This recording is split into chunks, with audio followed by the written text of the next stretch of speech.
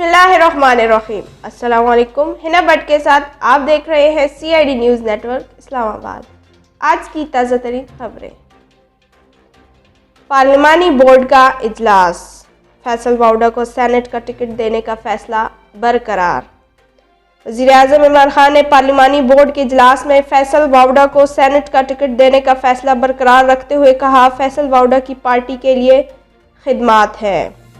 تفصیلات کے مطابق وزیر اعظم عمران خان کی زیر صدارت پارلیمانی بورڈ کا اجلاس ہوا، جس میں چاروں صوبوں میں تقسیم ٹکٹوں پر نظر ثانی کی گئی اور ٹکٹ حاصل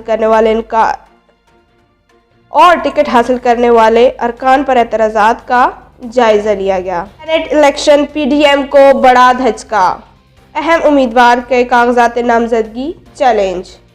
اسلام آباد سے سینیٹ کی جنرل نشست پر الیکشن لڑنے والے PDM رہنما اور سابق وزیر اعظم یوسف رضا گیلانی مشکل میں پھنس گئے ہیں۔ تفصیلات کے مطابق پاکستان تحریک انصاف نے سابق وزیر اعظم اور پیپلز پارٹی کے اہم رہنما یوسف رضا گیلانی کے کاغذات نامزدگی کو چیلنج کر دیا ہے۔ PTI رہنما فرید رحمان نے ان کے کاغذات نامزدگی چیلنج کیے۔ زارا نعیم پاکستان کا فخر قرار۔ وفاقی وزیر برائے منصوبہ بندی نے ایسوسی ایشن آف چارٹرڈ سرٹیفائیڈ اکاؤنٹنٹس امتحان میں پوری دنیا میں سب سے زیادہ نمبر حاصل کرنے والی پاکستانی طلبہ کے لیے نیک خواہشات کا اظہار کیا ہے۔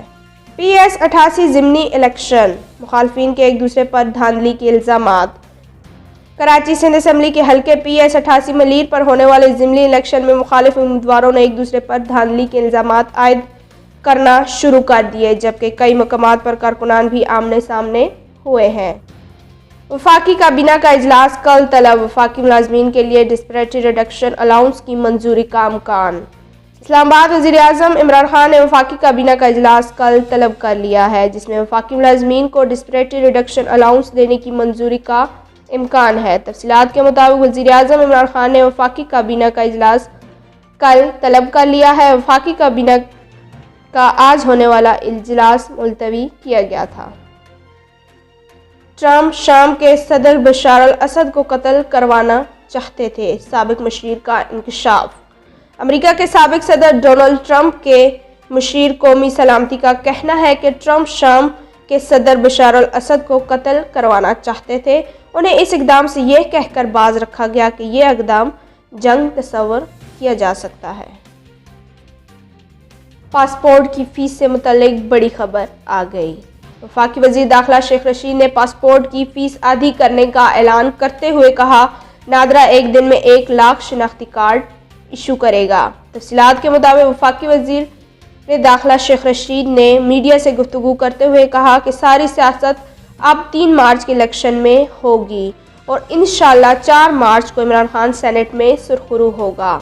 امید ہے PTI عمران خان 3 مارچ کو فتح یاب ہوں گے۔ پاکستان میں موسم کی صورتحال کچھ یوں ہے۔ Abbottabad 21 degree centigrade, Bahawalpur 27 degree centigrade, Faisalabad 22، Gujranwala 21، Hyderabad 34، اسلام آباد 25، جھنگ 27، کراچی 30، لاہور 21، ملتان 27 اور Peshawar 27 degree centigrade record کیا گیا۔ اس کے ساتھ آج کی خبریں اختتام پذیر ہوئیں۔ مزید خبروں کے لیے دیکھیے CID نیوز نیٹ ورک اسلام آباد۔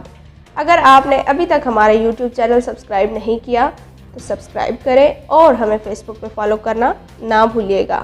اپنا خیال رکھیں اور دوسروں کا۔ اللہ حافظ۔ You are watching CID News Network Islamabad.